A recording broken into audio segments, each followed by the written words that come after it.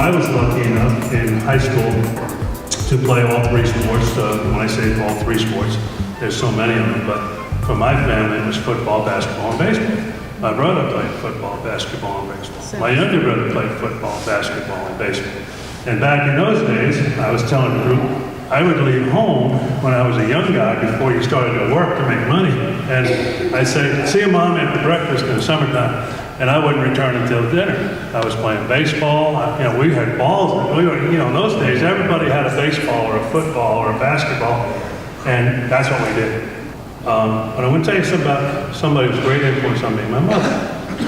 My mother raised three boys, 6'6", 6'5", 6'4". And Joe Paterno came to recruit me, and I was lucky enough where everybody was recruiting me. By that time, my brother was playing for the Oakland A's. They were Kansas City A's when they signed him, and then the Oakland A's. And he had just come off of getting an MVP trophy in New York, in Yankee Stadium in New York, in the summertime in a championship game between the United States All-Stars and the Metropolitan New York All-Stars. And he got the MVP of the game, and Mrs. Lou Gehrig presented him the trophy. Now here's my brother, 6'6" and a half, 225, not an ounce of fat on him at all. With his hat like this, Mrs. Lou Gehrig's about 4'11", okay? And the trophy was about as big as she was. And I grew up with that, with those kind of experiences. And then pro scouts, baseball scouts were in our house. Oh my gosh, almost every night I got to meet, for me, I'm 2 years younger, I'm meeting the Red Sox scout, and I'm meeting the Yankee scout, and they're all at the games, watching. And I said, this is pretty good.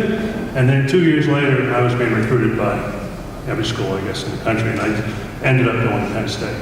But I'm gonna tell you about my mom. She didn't know much about sports when she married my dad, who was a softball player, World War II, 101st Airborne, was in Normandy and came across. He didn't land on Normandy on D-Day, but he came in a couple of days later. He was an observation tower guy to bring in planes, so they had to set up the beachheads and all that and find airfields. But anyway, she didn't know much, but she had three boys that were going to play sports. She became the official scorekeeper for the Seaford Little League and taught 15 other women how to keep score. And she did it by watching us and watching television. Well, years later, let me go, why I'm going to say this story. If you're looking, I got a football card there with the New York Jets. We were at a wedding in Massachusetts, and somebody asked my mom, and my nickname is Moose Circles. Hey, I said, Mrs. Koegel, do you have a football card of Moose, of your son? And I don't know what you ladies have in those purses, but she had this purse, and she starts emptying it out looking for this football card. I have a great picture of me and my mom now talking. Me and Joe Namath dancing together. I said, that's not the life of an offensive lineman, I don't know who it is. A lady here named Linda Vereen, who lives down here in Myrtle's Inlet, wonderful lady. Went to South Carolina, has a real deep Southern accent. And I was speaking, I was brand new athletic director at Coastal Carolina. And she introduced me to a Kiwanis Club. And it's a big one, down in one of the big high-rise condos down in Myrtle Beach. In her Southern accent, Warren Moose was a great CNN. And I looked around and I said, yeah, I have sinned quite a bit in my life, but I was actually a center, And I said, for you ladies out there, the center is the guy that hikes the ball to the quarterback. In those days, we actually gave the ball to the quarterback. The quarterbacks were Darryl LeMonaco, Kenny Stabler, and George Landon was our third string quarterback. I got to the St. Louis Cardinals, who are now the Arizona Cardinals, and our quarterback was Rick Hart. Pretty good player, really good. I got to the Jets, and the quarterback is Joe Namath. So nobody knows me, but I had a lot of famous hands on my butt.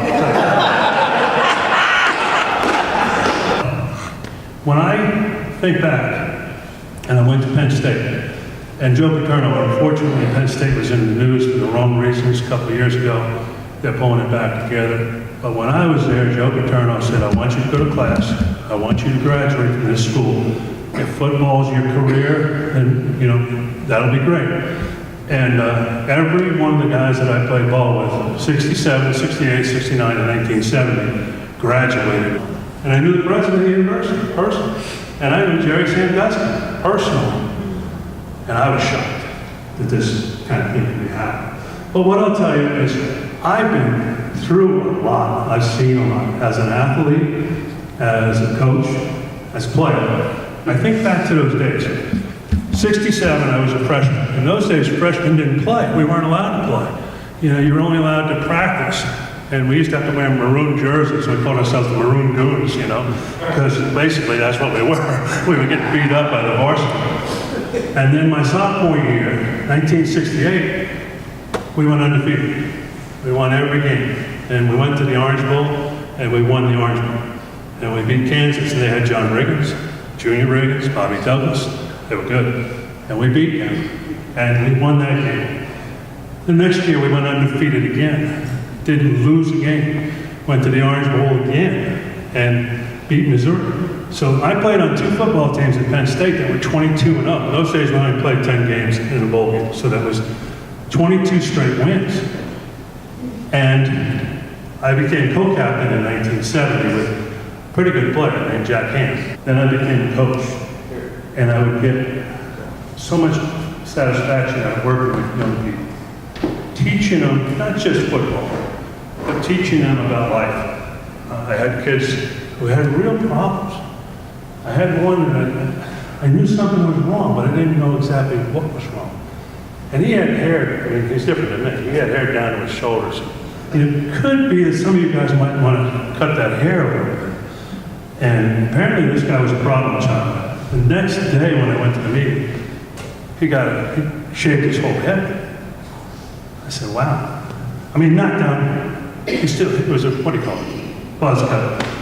And his dad had gotten back from Vietnam. I don't know how many years before this, but, and his dad had some real issues. And of course, you know, the dad was in a hospital, there was all kinds of things. I'm here to help. We're all here to help. What can I do?